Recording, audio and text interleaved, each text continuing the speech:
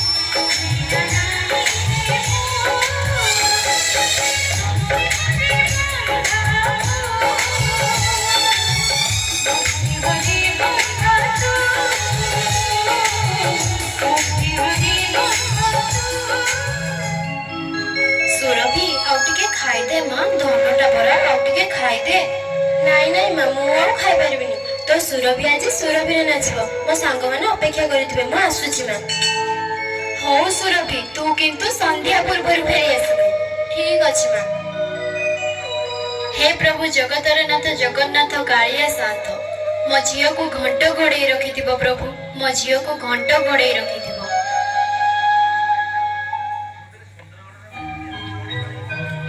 नारी सर्वं सहा नारी जन्मदात्री नारी पत्नी नारी भगिनी नारी संहारकारिणी नारी सर्वगुण संपन्ना नारी असीम प्रतिभार अधिकारी से भी प्रस्फुटित हेब सुरभित हेब केवल आवश्यकता रही नारी जाति को सशक्त करिवार जागृत करिवार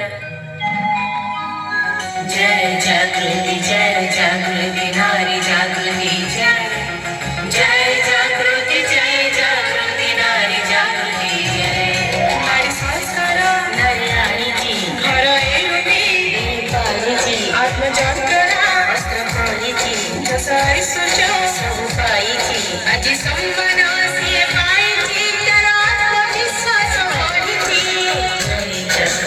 जय जागृति नारी जागृति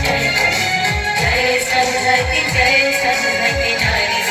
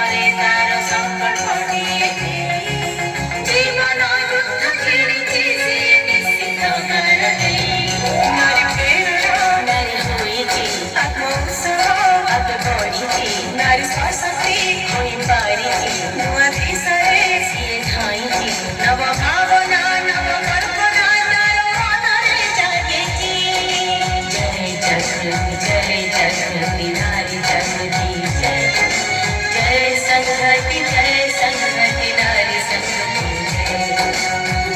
जागृति नारी जागृति जय जय संघति नारी संघति जय।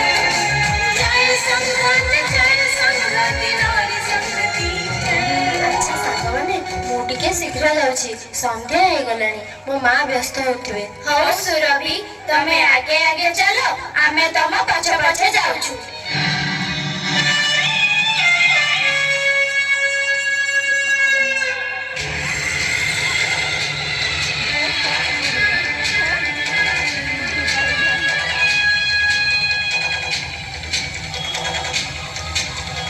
କିଏ ତମେ ମୋ ରାସ୍ତା ଛାଡ଼ ତମେ ଭଲ ନାଚିଲ। ମୋ ରାସ୍ତା ଛାଡ଼ ତମର ସେ କାର୍ଯ୍ୟ କଥା ଶୁଣିବାକୁ ମୋର ସମୟ ନାହିଁ ମୁଁ ଘରକୁ ଯିବି। ଆଉ ଯଦି ମୁଁ ତ ବାଟକୁ ନ ଛାଡ଼େ? ତମେ ରାସ୍ତା ଛାଡ଼ିବ ନା ମୁଁ ପାଟି କରି ଲୋକମାନଙ୍କୁ ଡାକିବି? ଆରେ ନାଇଁ ରେ, ତୁ ଝିଅ ପିଲାଟା ଏତେ ଜୋରରେ ଡାକି ପାରିବୁନି, ମୁଁ ଟିକେ ଡାକି ଦଉଛି। ଭାଇମାନେ କିଏ କୋଉଠି ଅଛ ଧାଇଁ ଆସରେ।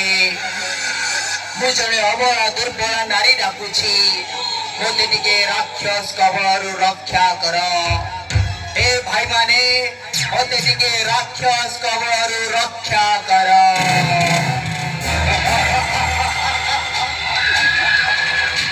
କାହିଁ କେହି ତ ଆସିଲେନି।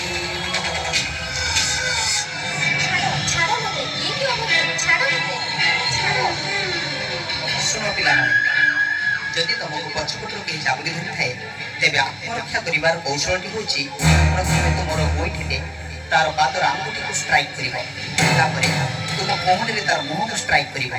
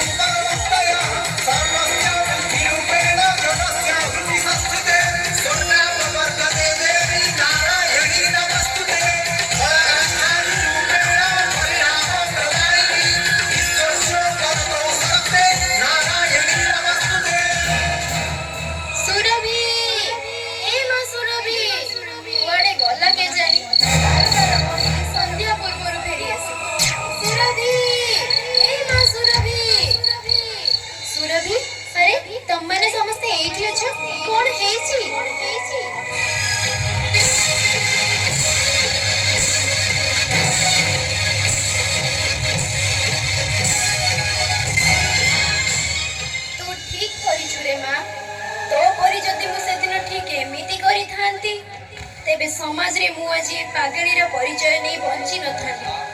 ଆରେ ଏ ସମାଜ ଦେଖରେ, ନାରୀ ଦୁର୍ବଳ ନୁହେଁ, ନାରୀ ସବଳା। ଦରକାର ପଡ଼ିଲେ ନାରୀ ଦୁର୍ଗା ପରି ଦୁଷ୍ଟମାନଙ୍କୁ ବିନାଶ କରିପାରେ। ନାରୀ ସଶକ୍ତ, କେବଳ ନାରୀ ଶକ୍ତିକୁ ଜାଗ୍ରତ କରିବାର ଅଛି।